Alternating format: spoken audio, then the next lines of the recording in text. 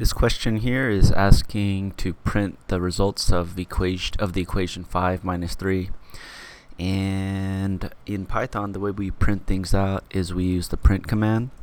And so here we're going to say print 2 parentheses, and inside I can put anything I want inside of double quotes, and it will print it out here, right?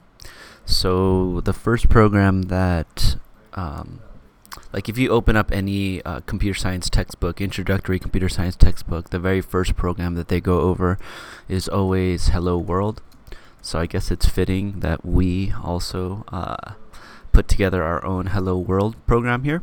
So let's go ahead and hit save and run, and you can see here it says Hello World, right? So whatever I put in the double quotes, it will print it out to the screen. But in this case, we want to print out the results of this equation.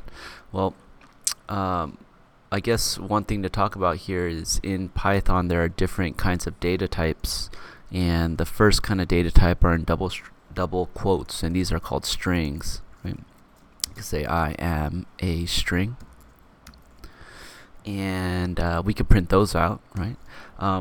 We also have another data type called an integer, and if you remember from elementary school in integer or algebra, integer is a whole number, so a number without any decimal points, right? And then another data type is a floating point number, so it's like 5.568, or maybe you're more familiar with pi, with a bunch of additional digits, right?